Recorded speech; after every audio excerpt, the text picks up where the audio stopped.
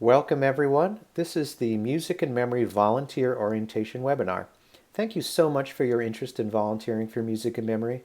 We're glad you're here and we hope you find this guiding information helpful. My name is Justin Russo. I am the Program Director at Music and Memory. I've been with the organization since 2014 and I'm excited to share all of the ways you can get involved with music and memory. Let's start at the beginning. Music and memory began with the understanding that music is deeply rooted in our conscious and unconscious brains.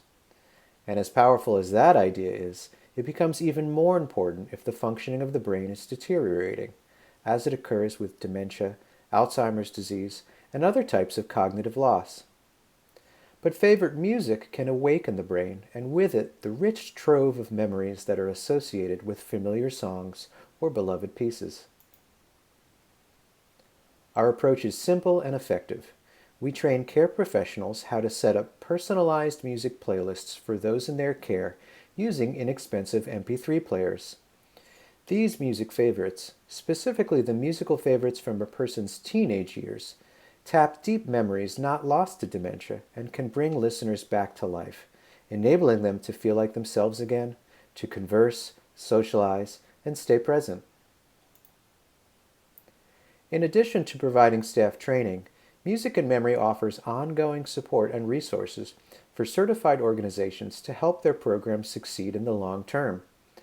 As the need expands, Music and Memory continues to rely on technology that provides the ability to scale our program without costly overhead. Through connected, innovative platforms, we are able to onboard new organizations both domestically and internationally, provide regionalized training, track program status, communicate support, and collect data on the impact of programs around the world. Here in the U.S., our personalized music program is now the standard in over 5,000 healthcare organizations across all 50 states. As part of that expansion, we've collaborated with state departments of health and aging to bring music and memory to thousands of people living in public nursing homes and other care settings. Thanks to state government leaders across the country, our program is now part of policy in 29 states and counting. So we've come a long way since our founding in 2010, but to put this in perspective, in the U.S. we are only reaching 2% of the estimated 2.5 million individuals in long-term care nationwide, and an even smaller percentage of the 4 million people living at home with some form of dementia.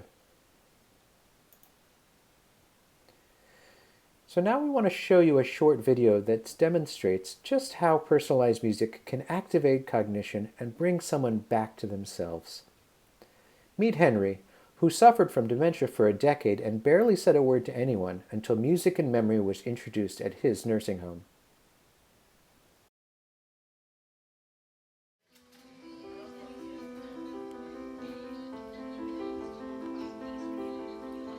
I have one resident that barely opened her eyes. She didn't respond. As much as I tried, I knew her for 2 years. No matter what I tried, massage wouldn't work, nothing worked. When we got introduced to the iPods and the family told me the things that she liked, it was amazing once we put the iPod on her. She started shaking her feet. She started moving her head. Her son was just amazed. Okay, can we stop? Because now I'm getting all I'm seeing her all over again.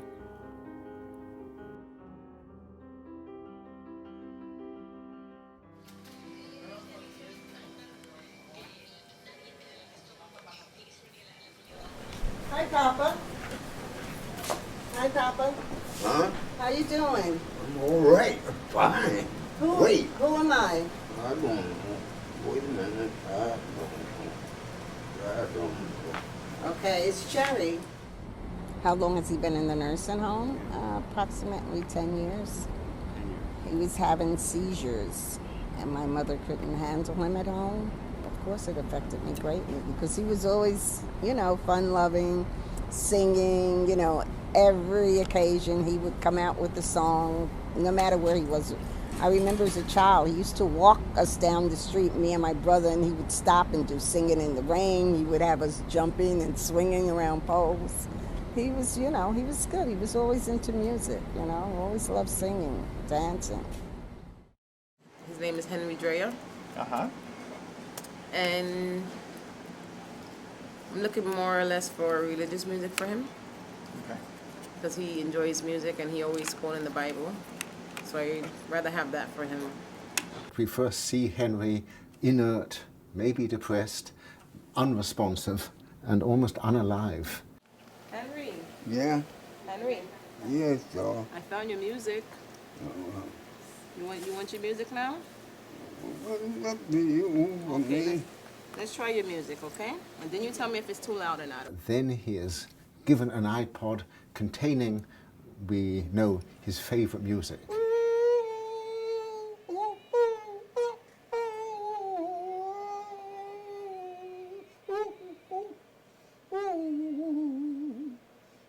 And immediately he lights up. His face assumes expression, his eyes open wide. He starts to sing and to rock and to move his arms, and he's being animated by the music. And he used to always sit on the unit with his head like this. He didn't really talk to much people.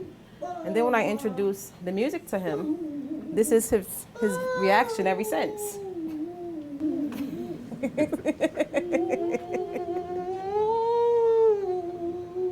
The philosopher Kant once called music the quickening art, and Henry is being quickened, he's being brought to life. Yeah. I'm going to take the music for 1 second, okay? Just to ask you a few questions. Okay? I'm going to give it back to you. Uh-huh. Okay. The effect of this doesn't stop, because when the headphones are taken off, Henry, normally mute and virtually unable to answer the simplest yes or no questions, is quite voluble. Henry, Yeah. do you like the iPod? Do you like the music you're hearing? Yes. Tell me about your music. Well, I don't have one, I mean. Do you like music? Yeah, I'm crazy about music. You play beautiful music, beautiful sound. Did Beautiful. Did you play music when you were? Did you like music when you were young? Yes, I went to big dances and things. What was your favorite music when you were young? Well, I guess, Cab Calloway was my number one band guy I liked. They did the holy, the holly, the hilly, the holy, the milly, the holly, the ah. What was your favorite Cab Calloway song? Oh, I'll be home there for Christmas. Oh, you can count and plan on me with plenty of snow, mistletoe, present wrapped around your tree. Ow! So in some sense, Henry is restored to himself. He has remembered who he is, and he's reacquired his identity for a while through the power of music. What does music do to you? Give me the feeling of love, romance. Figure right now the world need to come into music, singing. You got beautiful music here. Beautiful, oh, lovely. And I feel the band of love, the dream. The Lord came to me, made me holy. I'm a holy man. So he gave me this sound. I'll just say, I meet you. Let's see, Rosalie, won't you love me? Rosalie, won't you be sweet and kind? With this beautiful new technology, you can have all the music which is significant for you in something as big as a matchbox or whatever. And I think this may be very, very important in helping to animate, organize, and bring a sense of identity back to people who are out of it. Otherwise, music will bring them back into it, into their own personhood, their own memories, their own autobiographies.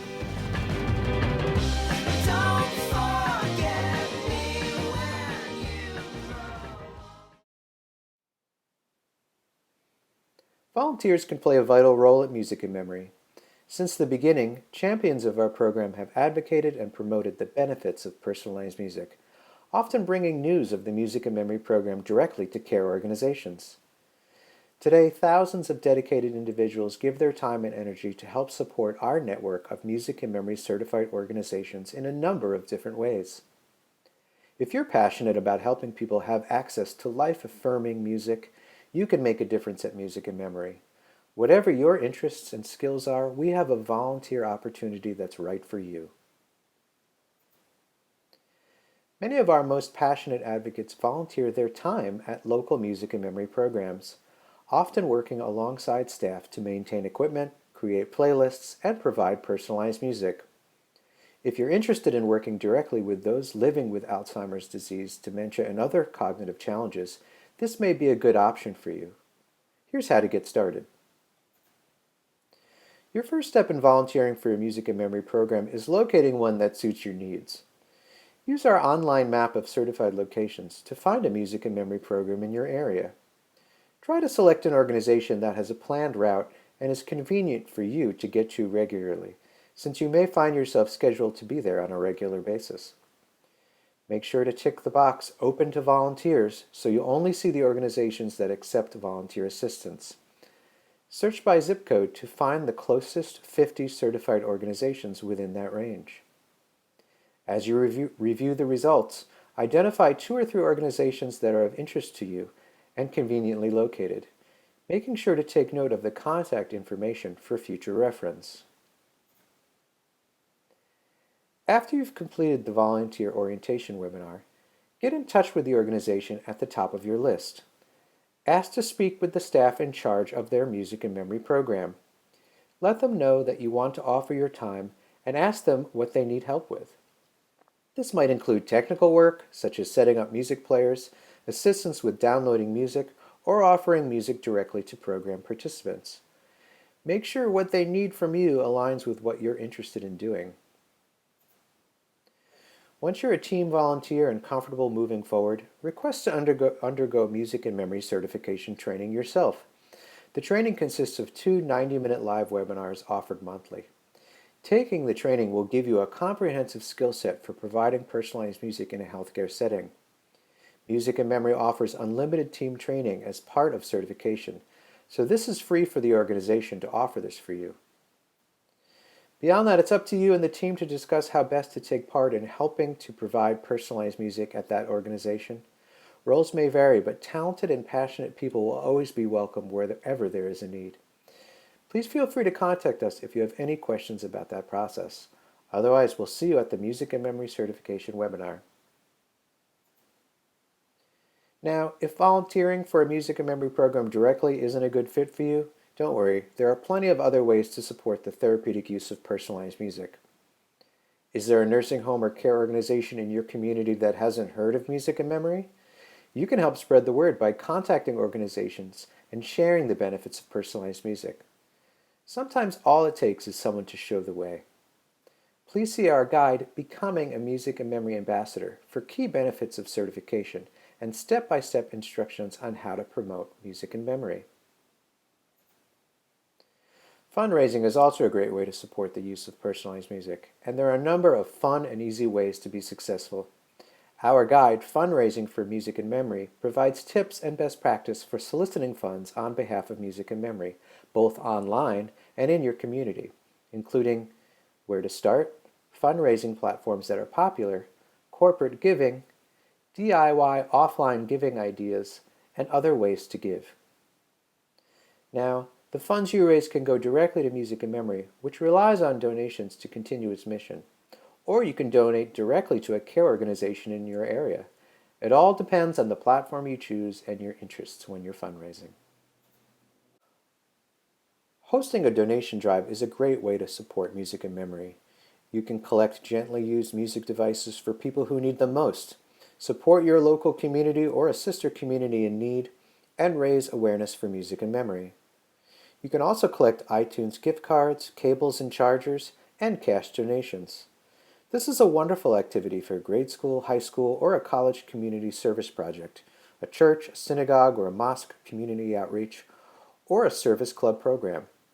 Anyone who has family members or friends that have been affected by Alzheimer's disease will have a strong motivation to contribute.